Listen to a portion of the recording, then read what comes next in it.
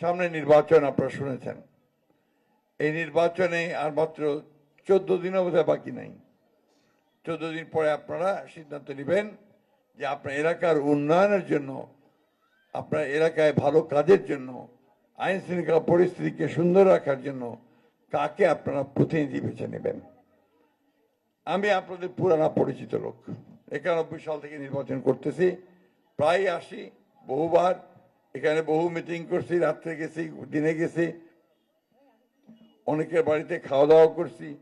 কিছুক্ষণ আগে জ্ঞানা চৌধুরীর ছেলে আমার সঙ্গে দেখা করলো। ও জ্ঞানা আমাদের সঙ্গে পড়তো স্কুলে। ওর ছেলেটাকে দেখা খুব ভালো লাগলো যে তার ছেলে এখানে আছে এবং তারা এখনো এখানেই কাজ করছে, ব্যবসা বাণিজ্য করছে। দেড় যুগ ধরে ভালোবাসার নিড়ে এসিআই পিওর সল্ট। প্রিয় বন্ধুগণ,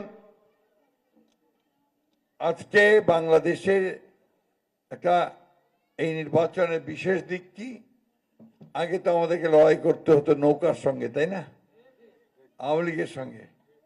এখন আওয়ামী লীগ নাই, এখন আমাদের প্রতিপক্ষ হয়ে দাঁড়িয়েছে কে? দাঁড়িপাল্লা। এই দাঁড়িপাল্লা এলাকাতে আমি ইলেকশন করছি এর আগে 91 সালে, আপনাদের মনে আছে কিনা?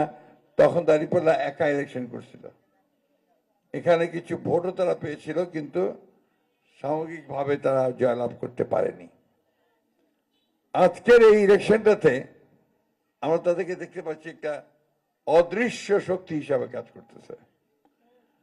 তো আমরা এই ইলেকশনে সরাসরি কথা বলতে চাই, কোনো রাগঢাক করতে চাই না। জামাতে ইসলাম বাংলাদেশের স্বাধীনতা যুদ্ধের সময় তারা বিরোধিতা করছে স্বাধীনতার। আপনারা কেউ এটাকে অস্বীকার করতে পারবেন? আরেক ইতিহাস আছে যেটা আবার অনেকে আমরা জানি না। আমাদের বাবা বলতেন, আমার আব্বা বলতেন, উনি বলতেন যে তোমরা জানো না, পাকিস্তান আন্দোলনেরও ওরা বিরোধিতা করছিল। ওরা পাকিস্তানও চায় নাই, বাংলাদেশও চায় নাই। এটা হচ্ছে সত্য কথা, আর প্রমাণ আছে, বইপত্র আছে, সবকিছু আছে। শুধু তাই নয়, বাংলাদেশের আন্দোলনের সময় ওরা পাক সেনাদের বাহিনীকে সহযোগিতা করছে। আপনাদের এলাকায় হিন্দু মানুষেরা তার অনেক ভুক্তভোগী হয়েছেন না? জাতি ভাঙ্গা একটা স্মৃতিসৌধ আছে, সেখানে অসংখ্য হিন্দু মুসলমান ভাইদেরকে গুলি করে হত্যা করা হয়েছে। এখন আমার প্রশ্ন, ভাই, যে দলটা আমার বাংলাদেশে বিশ্বাসই করতো না, সেই দলটাকে আমার বাংলাদেশকে নিরাপদে রাখতে পারবে? তারা যদি ক্ষমতায় যায়, তারা কি বাংলাদেশে ভালো করবে? বাংলাদেশের মানুষের ভালো করবে? করবে না।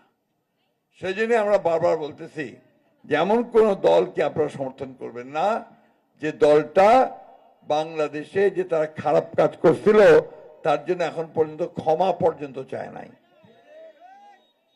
মাপ চায় নাই। সেই দলটাকে আমি কিভাবে আপনার ভোট দিব? এই জন্যই আমি আপনাদেরকে অনুরোধ করছি যে ভোট আমরা দিব সব সময় বাংলাদেশের স্বাধীনতায় যে বিশ্বাস করে, বাংলাদেশের পক্ষে যে থাকে, তাকেই আমরা ভোট দেব।